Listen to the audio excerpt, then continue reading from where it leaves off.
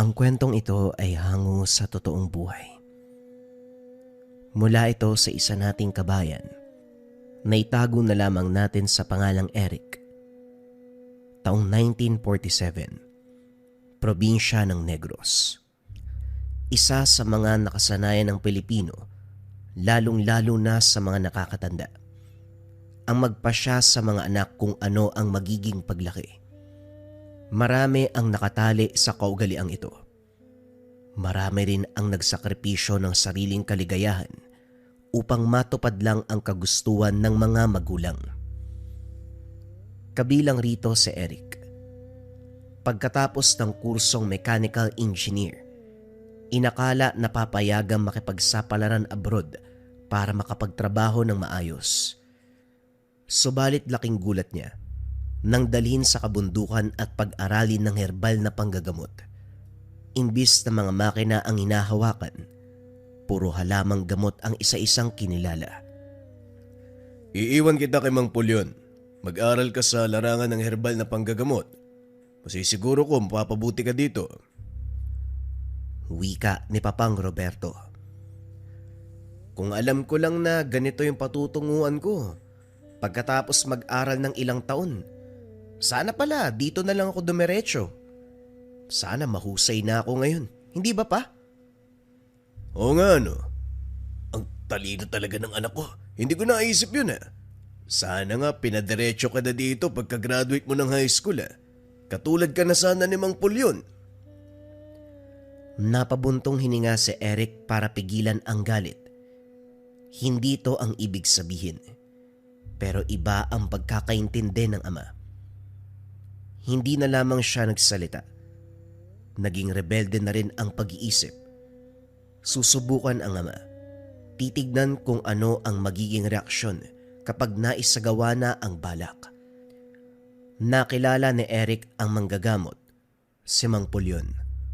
Kung hindi kilala masasabing taong grasa, may kaitiman ng balat, magulo ang kulot na buhok, madungis, punit ang damit, magulo ang tahanan at nangangamoy dahon. Pigil hininga ng makipagkamayan dahil sa baho. Sa kabila ng itsura, hindi may kakaila ang husay at talino pagdating sa gamutan. Bawat dahon na nakabalandra sa mesa alam na alam. Nabibigyan ng pangalan kahit ang nagliliitang ugat. Nakatambak sa tabi ang mga libreta na naglalaman ng pamamaraan. Nang mag-usap ang ama at ang manggagamot, sinamantala ni Eric ang pagkakataon na libutin ang tahanan.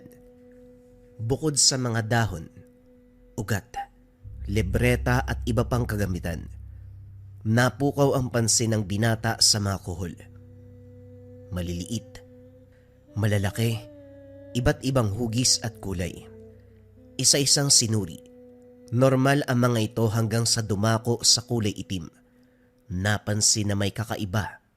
Walang laman subalit mabigat. May dulot din na init sa pakiramdam na para itong nakikipag-usap. Dahil sa kakaibang dating, kagad binitawan. Pagharap kay Mang Pulyon sinimulan ang kondisyon. Maraming hiniling ang matanda. Lahat ng ito ay sinang-ayunan ni Eric. Binigyan ng libreta. Tinuruan kung paano magbasa ng mga dasal. Ito ang inaral sa loob ng ilang linggo, pero hindi umabot sa puso o isipan.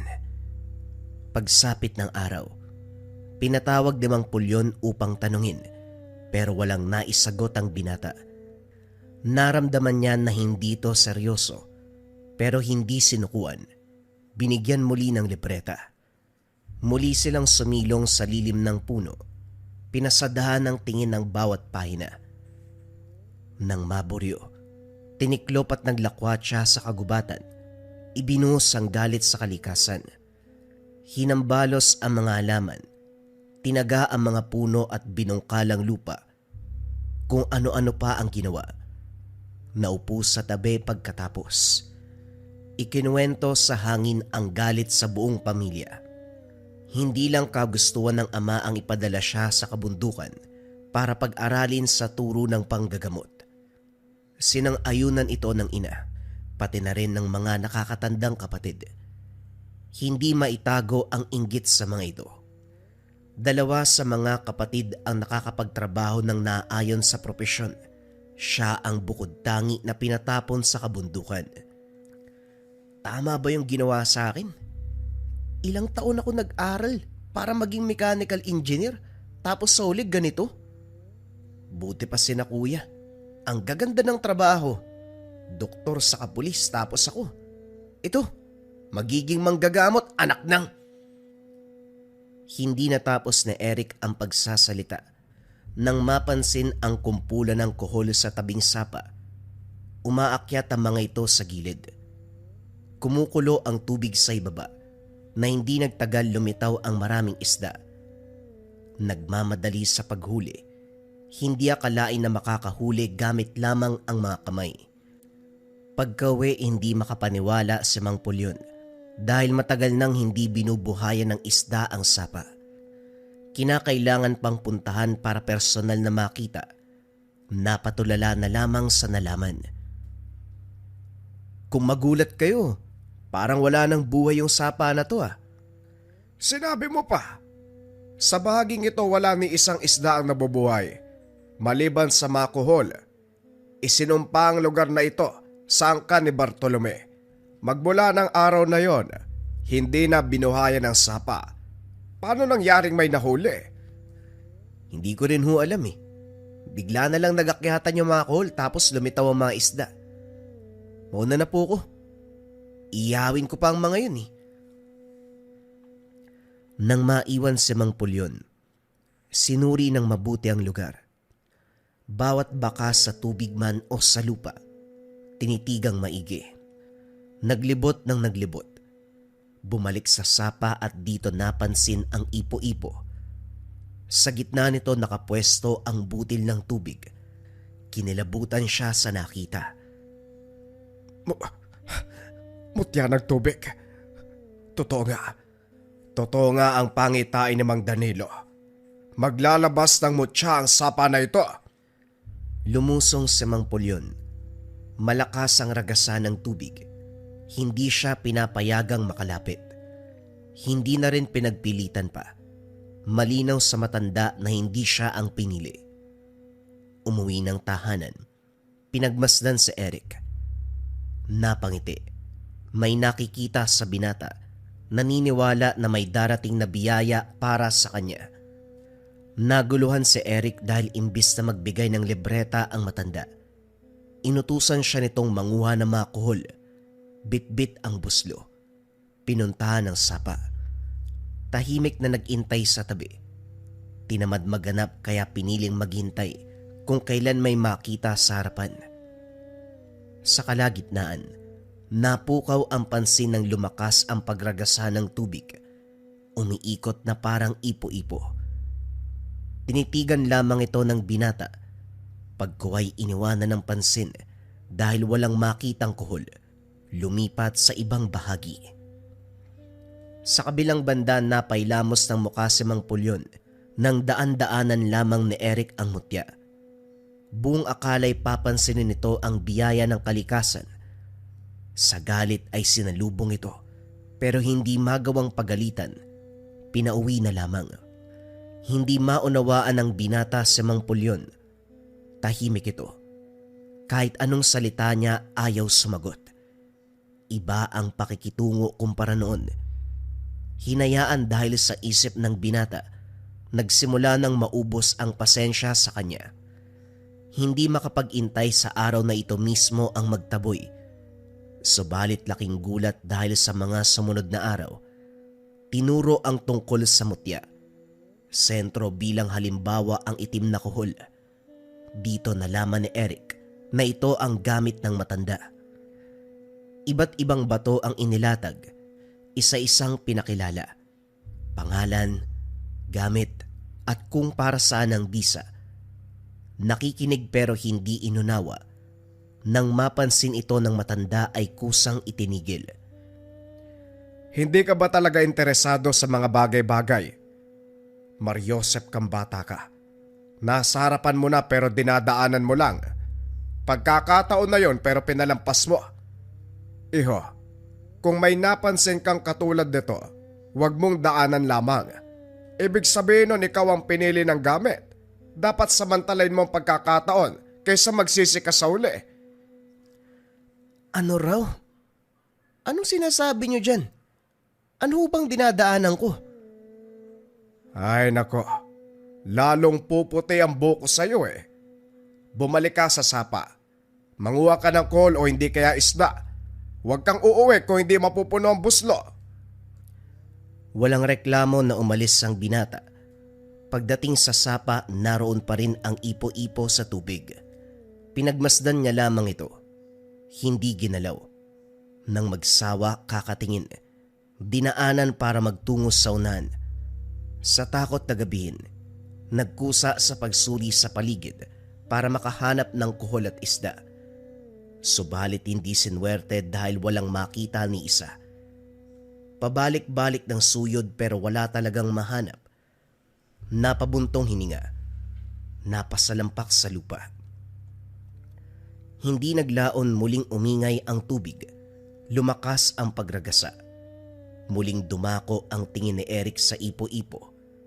Nagsimulang maguluhan dahil ilang oras na ang lumipas ay hindi pa rin nawawala. Hanggang sa napansin ang nasa gitna nito. Butil ng tubig na hindi gumagalaw. Bukod dito may kung anong nag-udyok na lapitan. Walang pagdadalawang isip na lumusong at pasimple itong kinuha. Nagulat nang maramdaman ang paglatay ng enerhiya sa kakayahan. Bahagyang bumigat ang ulo. Unti-unting umikot ang paningin. Sa pagkataranta nagmamadali sa pag-ahon, subalit nawalan ng malay. Hindi na malayan ang paglipas ng oras. Nagising sa pagbuhos ng ulan. Nang makitang tumataas ang tubig ng sapa, nagmamadaling tumakbo pa uwi. Dumiretso agad ang higaan. Mabigat pa rin ang pakiramdam. Nang mapansin ni Mang Pulyon ang kilos ng binata, duda siya sa isang bagay. Kaagad sinuri ng malaman. Hindi na inistorbo pa. Hinanda ang mga gamit at inantay kung kailan magigising. Magdamag tulog si Eric. Nagmulat mataas na ang sikat ng araw. Dumiretso sa kusina. Naabutan si Mang Pulyon na naghihimay ng mga dahon. Pinagsandok siya nito. Hinayaang kumain. Sa kalagitnaan kinamusta ang karamdaman. Dito napansin ng binata na wala na ang bigat. Magaan ang pakiramdam. Nag-uumapaw ang lakas. Pagkatapos ng agahan, inutusan siya nitong magbuhat ng sako-sakong lupa mula sa paanan ng kabundukan patungo sa tuktok. Walang reklamo na sumunod. Sinundan nito ng pag-abot ng busog at palaso. Inutusan siyang manghuli ng ligaw na hayop. Nagtungo sa pinakamasukal na bahagi. Nag-abang. Hindi naglaon o malingaw-ngaw ang tunog ng baboy ramo. Papalapit sa kinaroroonan niya. Inihanda ang sandata. Walang pagdadalawang isip na pinakawalan ang palaso. Maging si Eric hindi makapaniwala. Sumapulang palaso sa ulo ng hayop. Bumulagta. Nagdadalawang isip pa kung paano itong mauuwi. Pero nagulat na lamang sa sarili. Kayang-kaya niya itong buhatin. Mabigat pero hindi niya masyadong nararamdaman. Marami ang katanungan sa isipan hanggang sa biglang nagsalita si Mang Pulyon. Ganyan nga mangyayari, iho. Simula na ng bago mong buhay. Ang bilis mong nakahuli. Sakto ito. Ikaw na ang bahalang kumatay. Hatiin mo ng parte-parte dahil ibebenta ko to sa kakilala. Hindi naman natin mauubos yan. Sumunod siya sa utos. Mabilis na nagawa. Hindi na malayang natapos paglipas ng ilang saglit. Sinama siya ni Mang Pulyon sa kabilang bundok. Kaunti ang mga bahay pero bawat nakatira ay hindi basta-basta. Kung titignan sila ay parang normal. Pero kung pagmamasdan sa mahabang oras, mararamdaman na may kakaiba sa pagkatao. Isa-isang binagsaka ng karne ang bawat pintuan. Kilala ni Mang Pulyon ng lahat. Nakipagkamayan pa sa matanda. Isa sa napansin ni Eric, may edad ang lahat ng nakatira. Walang nakitang bata at babae. Lalaki ang lahat. Pagdating sa unahan, tumuloy sa pinakahuling bahay. Pagpasok pa lang, dumako ang tingin ng may-ari kay Eric. Kinilabutan ng binata dahil masama ang titig nito. Ilang sandali pa, nakahinga ng pakitunguan ng mabuti. Tignan mo nga naman. Nagtalo pa tayo dati para lang mahulaan kung kaninong tahanan ng tutuluyan na makakatagpo sa mutya ng tubig. Mukhang talo ako Wika ni Mang Danilo kay Mang Pulyon. Hindi nga ako makapaniwala na magkakatotoo ang sinabi noon eh. Ang sapa muling nagbalik ang buhay. May mga isda na at doon mismo'y sinilang ang mutya ng tubig. Pulyon, kailanman hindi tayo nagkamali sa tuwing makakakita ng pangitain. Kumusta naman ang binatang ito? Kailan natagpuan ang mutya? Kamakailan lang eh. Hindi pa masyadong halata subalit unti-unti nang nagkakaisa ang gamit at ang katawan ng binata. Balang araw, magagamit na ang buong bisa at kakayahan. Sa hawa ng Diyos, nagkasundo kaagad sa katawan ni Eric. Mga ilang araw pa, pwede na yang lumaban. Teka, ako po ba yung pinag-uusapan nyo? Anong laban yan? Natawa ang matatanda. Sa halip na sumagot, inutusan siyang magpakulo ng tubig sa kusina. Sumunod ang binata, ngunit hindi inilayo ang pandinig sa usapan ng mga ito. Naging malinaw kay Eric, ang natuklasan sa sapa ay isang mutya. Nagmula dito ang kakaibang nararamdaman sa sarili. Talas ng paningin, bilis at lakas. Nang makapa ang bulsa, nagulat dahil nahugot ang mutya ng tubig. Malaki ng kaunti sa butil ng bigas. Pero ang itsura ay parang naninigas na tubig. Anumang pisil ay hindi bumabaon ng kuko. May kabigatan. Nag-uumapaw ang enerhiya. Nang makitang papalapit si Mang Pulyon, dali-dali itong tinago. Habang nagkakape, tuloy ang usapan ng matatanda. Tahimik na nakikinig si Eric. Sasagot kapag nagtatanong. Sa kabilang dako, natatakot sa posibleng mangyari, lalo na ngayon na meron ng tangan. Sa labis sa pag-iisip, sumagi sa isipan na itapon na lamang ito. Nang makauwi, nagpaalam kay Mang Pulyon na dadaan muna sa sapa para kuwain ang naiwang buslo. Pumayag naman ang matanda. Pagkarating sa lugar, lumusong sa tubig. Sa bahagi kung saan ito nakuha, inihulog niya ang mutya. Pero tinatangay ng tubig pabalik sa kanya. Ilang ulit naging ganon. Hanggang sa maubos ang pasensya. Napabuntong hininga at isinilid na lamang sa bulsa. Tahimik na pinagmasdan ng sapa. Banayad ang agos ng tubig. Presko ang hatid na pakiramdam. Kinausap sa isipan. Hiniling nakuhain uli ang mutya.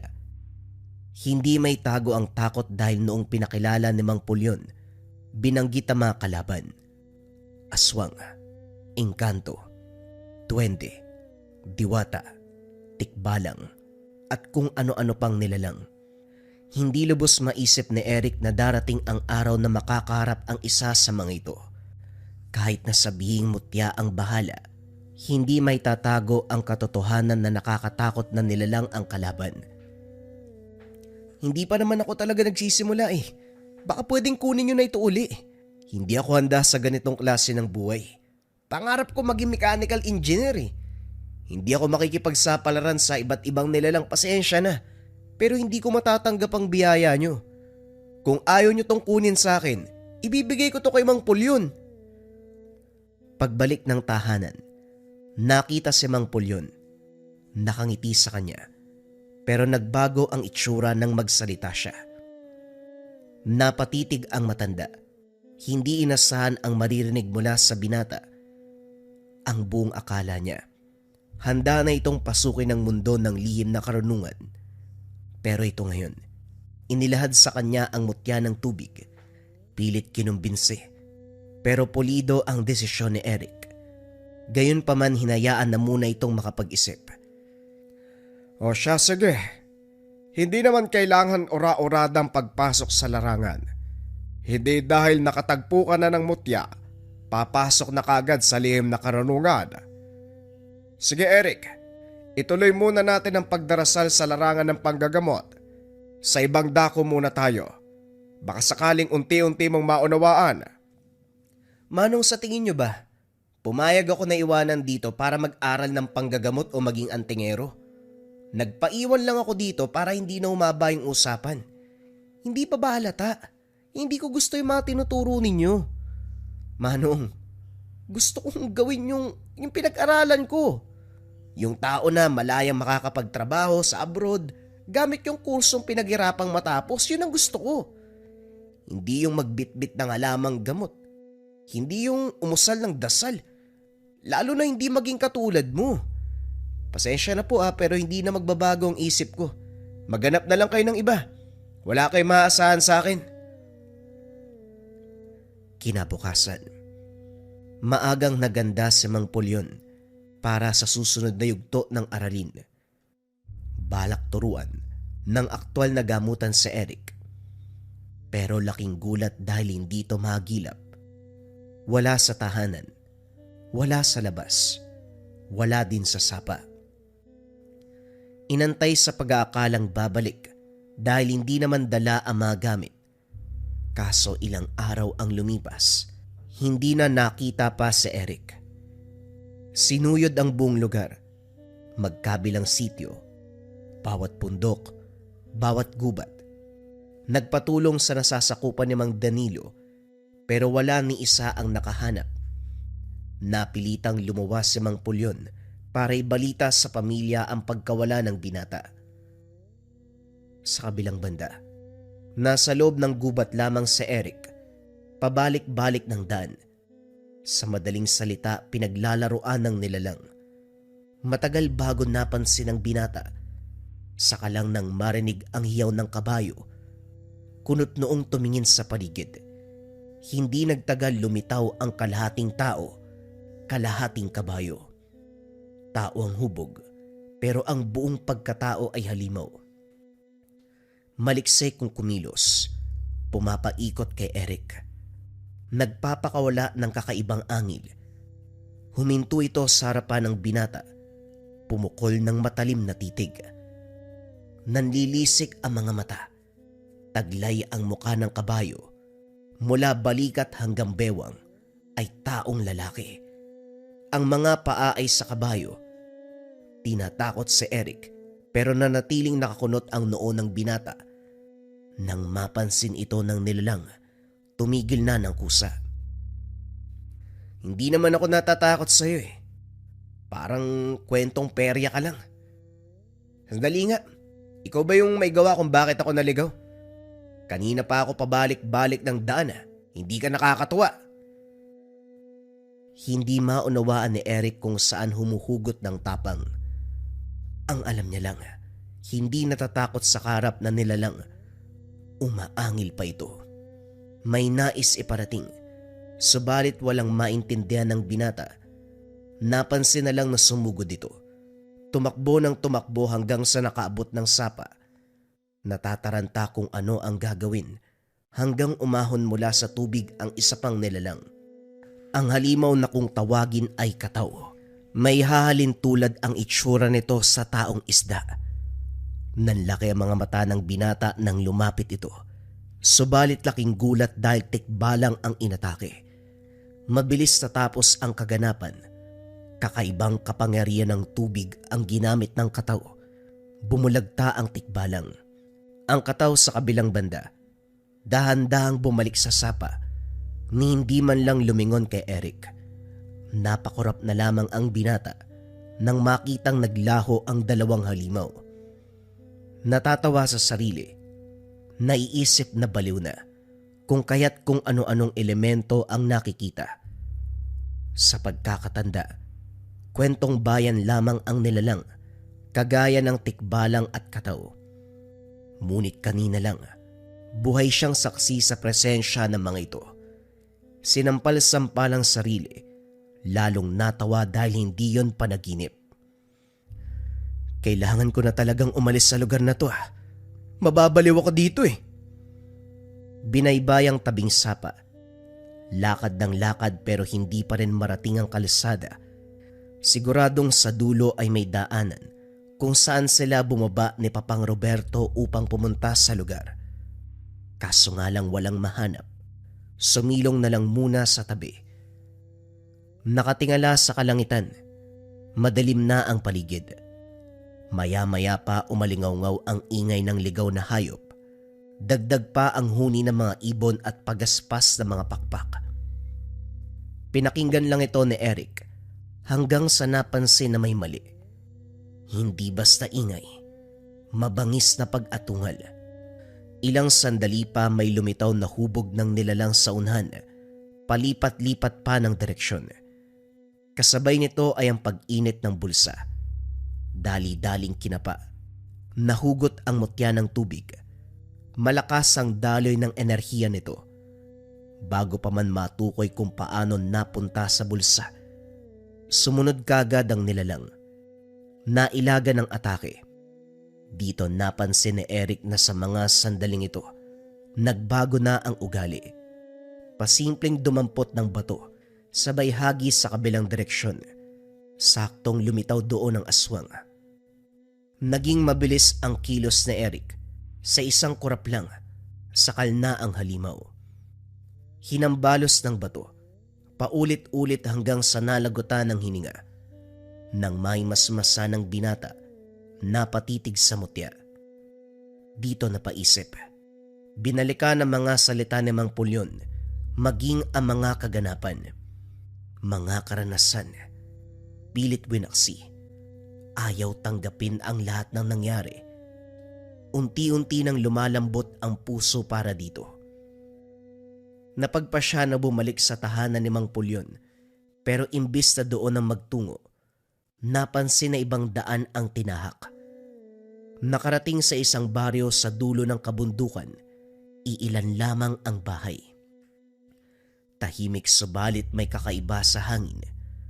Nang mapansin ang bata na nakadungaw sa bintana, dali-daling nilapitan pero umatras. Nang bumungad sa pintuan ang ama, may hawak na itak. Atras bata! Subukan mong lumapit, tatagain kita.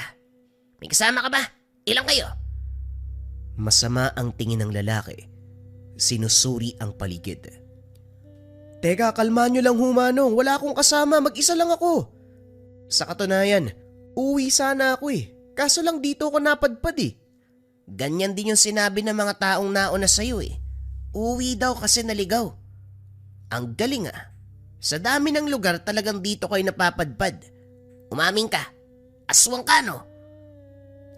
Manong, nauunawaan kita pero huwag ka mag-alala. Yung itsura kong to mukhang aswang, naligaw ho talaga ako. Kaala mo naman kagwapuhan ka. Alis ka ba o pupugutan kita ng ulo?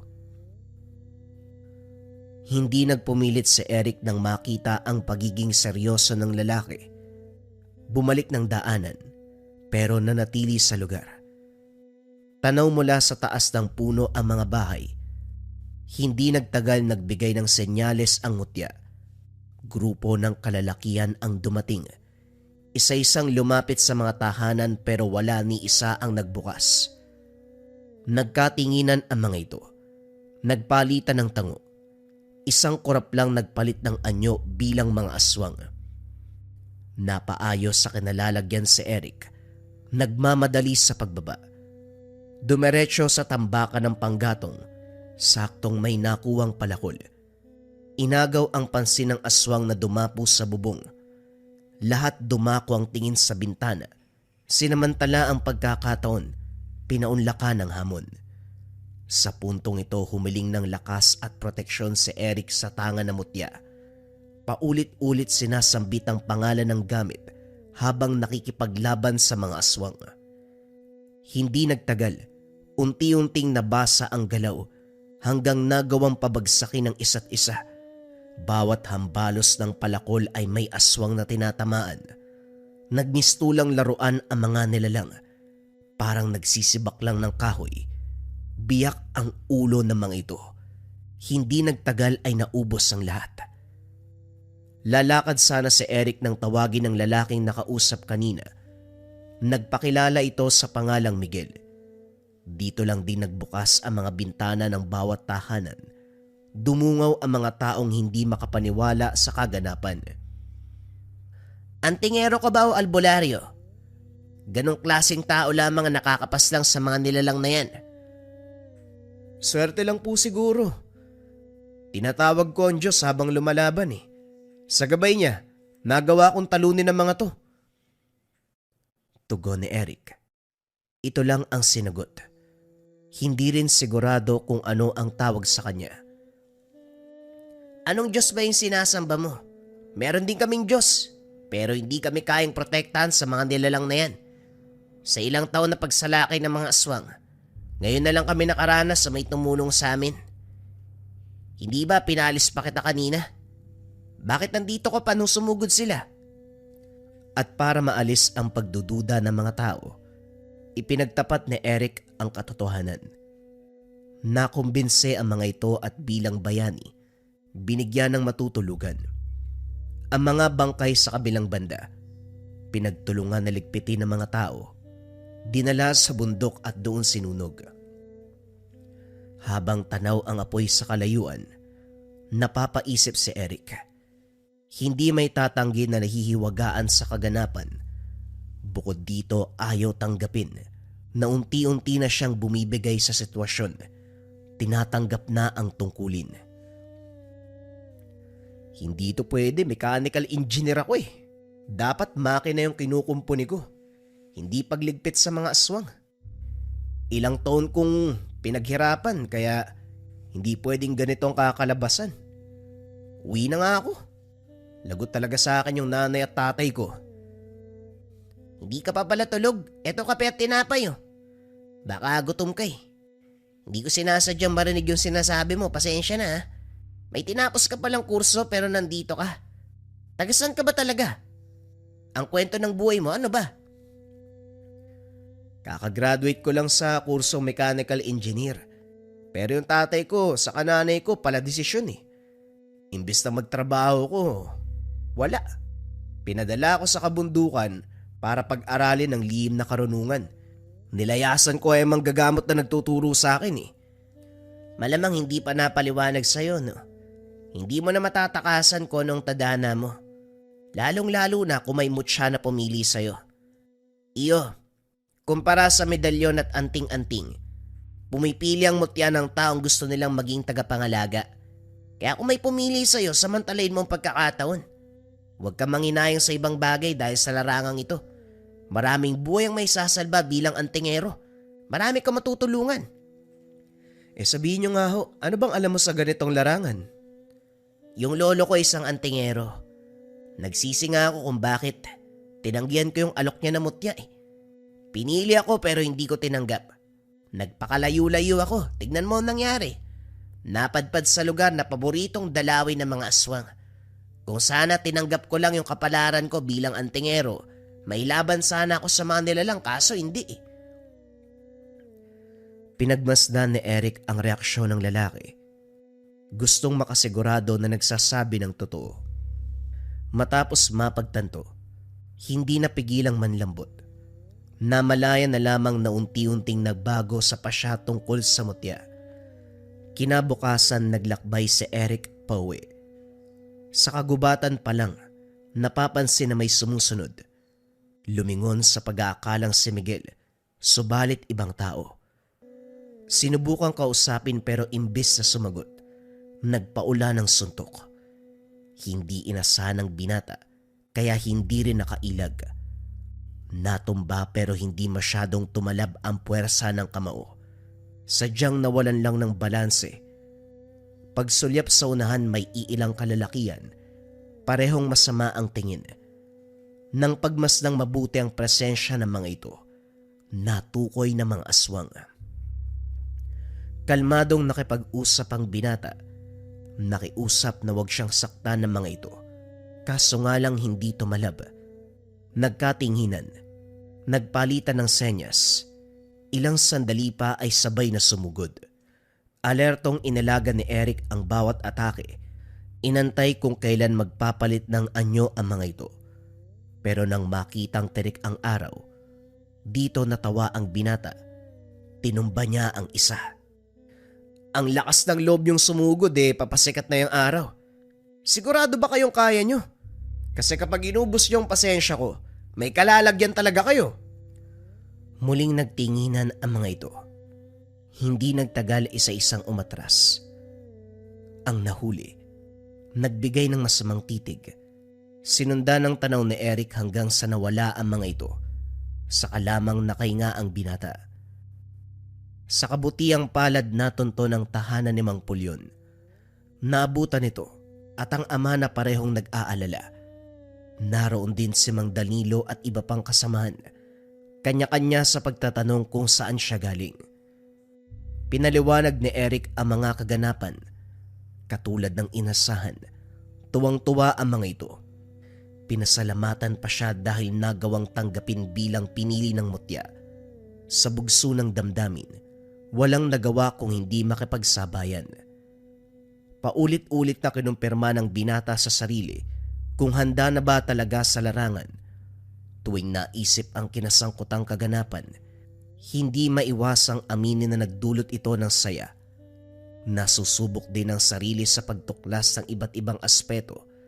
Hindi makapaniwala na sa pagkakataong ito, buo ang desisyon. Sige, subukan po natin. Malay nyo, tama kayo tungkol sa akin. Baka nga itong buhay ko ang maging manunugis. Walang paglagyan ng tuwa ang ama matapos marinig ang pasya ng binata. Sa gabay ni Mang Pulyon, lalo pang nilinang ang kakayahan ni Eric. Araw-araw nakikipagkumbate sa matatanda na nagmula sa grupo ni Mang Danilo. Natuklasan na katulad niya rin ang mga ito. Mga pinili ng mutya.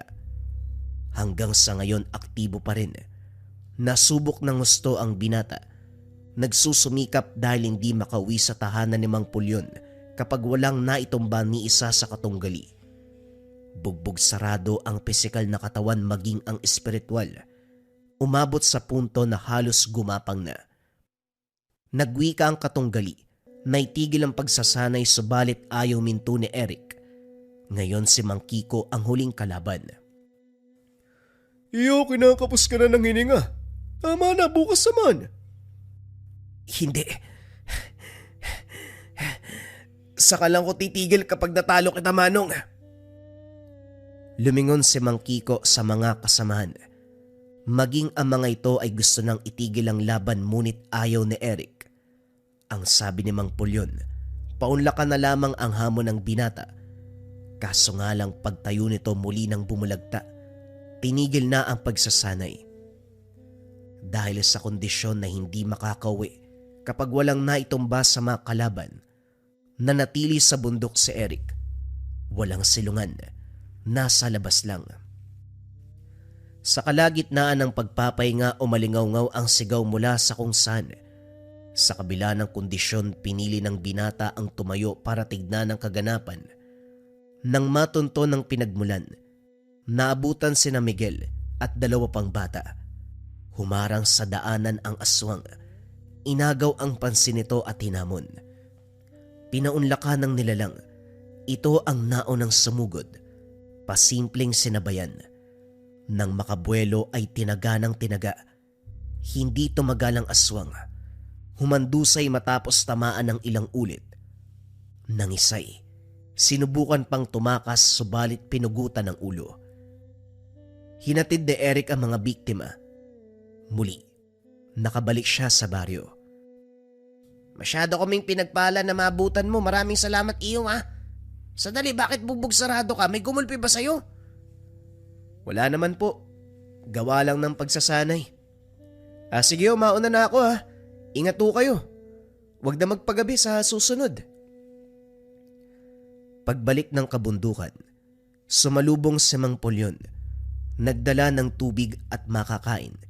Nagbigay na rin ng gamot para sa tinamong sugat.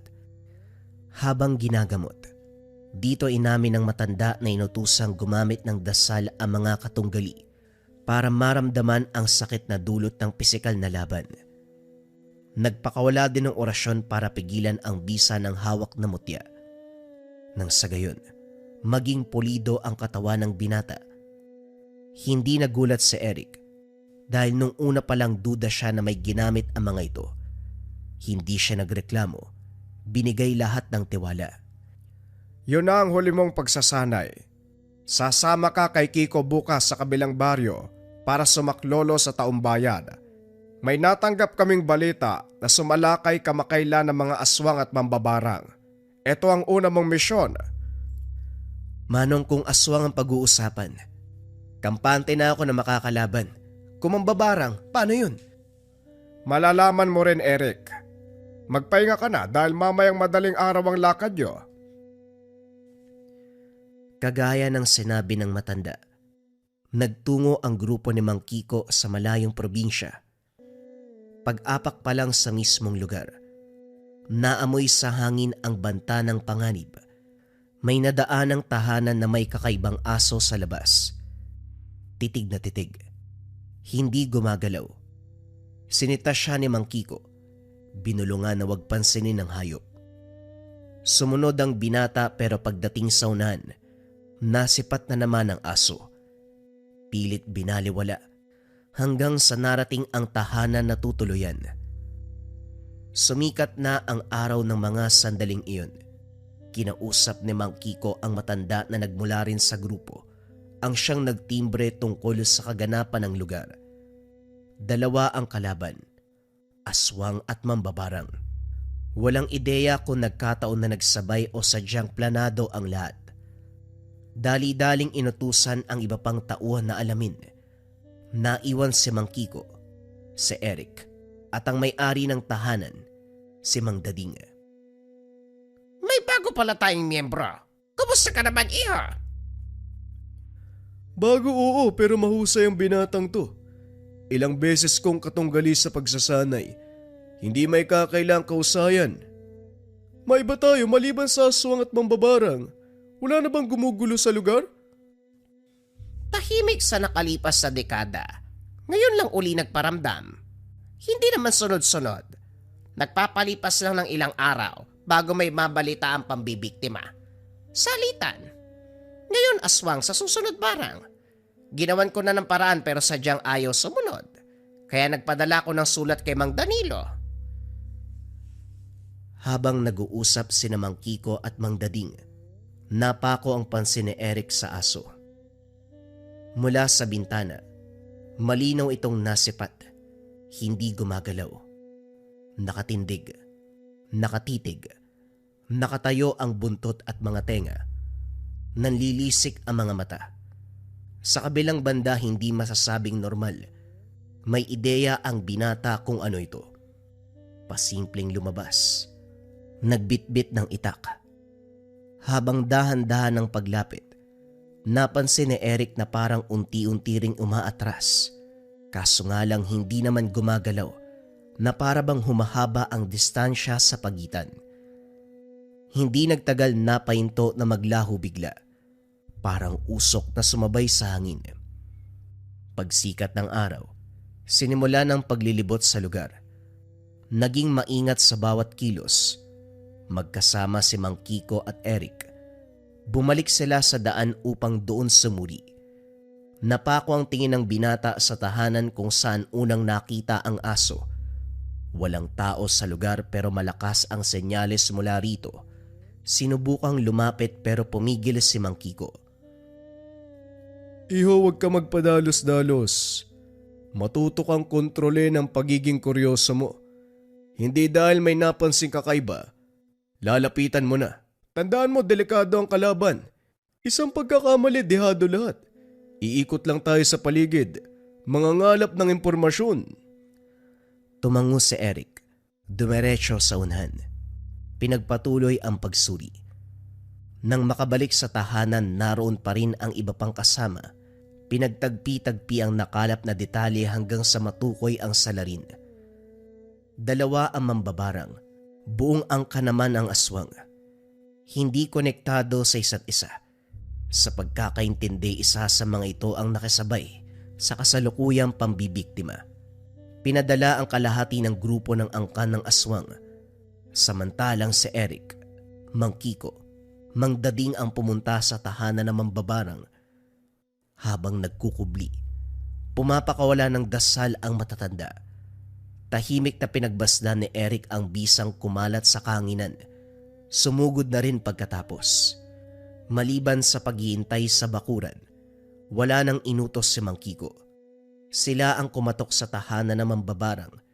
Pinatuloy at pagsara ng pintuan, umalingaw-ngaw ang paghingi ng saklolo. Sa kabutiang palad walang nakapansin sa pangyayari kahit may dumaraan. Ilang sandali pa, tinawag ang binata. Pagpasok bumungad ang nakahandusay na mag-asawa. Bumaha sa saigang dugo. Teka, ano pong gagawin ko pinatay niyo ang mambabarang? Inasahan mo bang ikaw ang makakalaban? Iho, iba ang haharapin mo. Doon tayo sa kabila. Dading, linisin mo na ang kalat. Ikaw nang bahala dito.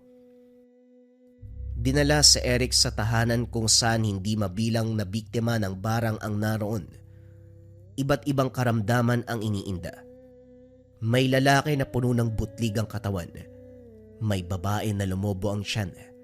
Mga bata na nanghihina. Matanda na parang lantang gulay ang hita. Nakilala ni Eric ang nagbabantay. Nakita na ito sa tahanan ni Mang Danilo. Kasalukuyang inagapan ang mga pasyente subalit sa dami nito, hindi kayang maisalba sa lalong madaling panahon. Eric, ito ang punto ng pagsama mo. Papagalingin mo ang bawat isa sa kanila. Bilisan mo, dahil may nag-aantay pang nilalang sa'yo. Kahit wala ng ideya kung ano ang gagawin, lumapit sa mesa si Eric. Kumuha ng mga gamit at sinimulang isalba ang buhay ng pasyente. Napalunok ng bumungad ang kondisyon ng matanda. Kulang na lamang humiwalay ang laman sa buto ng hita. Malaki ang sugat. Bagya pang kumulo ang nana. Dumako ang tingin sa gitna kung saan nakausli ang ulo ng salagubang. Dahan-dahan itong sinipit.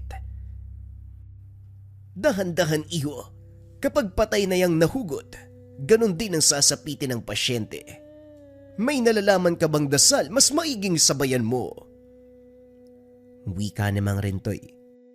Bumalik na rin ito sa iniwanang pasyente para gamutin. Mabilis kumilos ang isipan ni Eric. Inalala ang libreta kung saan may nabasang dasal. Sinimula ng pag-usal, isinaboy sa pagbunot ng insekto. Nang makitang lumapit inilabas ang mutya, ibinabad sa tubig at saka pinataka ng sugat. Paunti-unti, nahugot ang salagubang. Ang natira sa tubig ay pinainom sa pasyente. Ganito ang prosesong ginawa sa iba pa. Maging si Mang Ritoy, namangha sa pamamaraan ng binata. Iba talaga kapag may tinatangan, napapadali ang mga bagay-bagay. Maraming salamat. O siya ko nang bahala rito. Bumalik ka sa tahanan ni Dading. Wika ni Mang Ritoy. Nalaman na simpleng manggagamot lamang ito. Umaasa sa bisa ng mga halamang gamot. Naunawaan kung bakit mabagal ang pag-asikaso sa mga pasyente ng barang. Pagbalik ng tahanan, naitaboy ng grupo ang angka ng aswang subalit may naiwan. Ang alagang aso ay hindi natagpuan. Batay sa nakakita, bigla na lang naglaho. Habang nag-uusap ang mga ito sa loob, pumuslit si Eric. Pinunta ng bahay malapit sa bukana ng baryo. Pagdating doon, bumungad ang aso. Bumunot ng patalimang binata. Dahan-dahang lumapit sa nilalang. Kagaya ng inasahan ay naglaho. Isang kurap ay nasa harapan na ito. Umatake ng umatake. Nahirapan si Eric dahil paulit-ulit itong nawawala. Hindi maabot ng taga. Nang makaisip, hinayaan itong sumugod ng sumugod sa kanya. Sinasalo ang bawat kilos. Dinukot ang mutya. Binulungan ng dasal at saka tinaga ang direksyon kung saan lumitaw ang nilalang. Sumakto ang atake. Tinamaan sa muka. Dito na nakabuelo, sunod-sunod na tinaga hanggang sa bumulagta. Matagal binawian ang buhay. Nangisay, paulit-ulit na sumubok sa pagtakas. Sa kabutihang palad hindi gumana ang kakayahan nitong maglaho. Hindi nagtagal ay nalagutan ng hininga. Kaso nga lang laking gulat ni Eric matapos ang laban. Nakita niyang naroon ang gabay na kataw. Hindi lamang siya ang nakikipaglaban ng mga sandaling iyon. Ang gabay niya ang naging susi upang hindi na gumana ang kakayahan ng aswang. Gamit ang kapangyarihan ng tubig, inalis ang kakayahan nitong maglaho. Ito rin ang dahilan kung bakit natamaan niya ang aswang, kung bakit ito namatay. Matapos nun, tumitig lamang ng ilang sandali sa kanya ang gabay. Dahan-dahang lumubog sa ilalim ng tubig. Nagulat ang lahat nang ibagsak ni Eric ang pugot na ulo ng aso. Hindi na sanang grupo na siya ang makakapatay.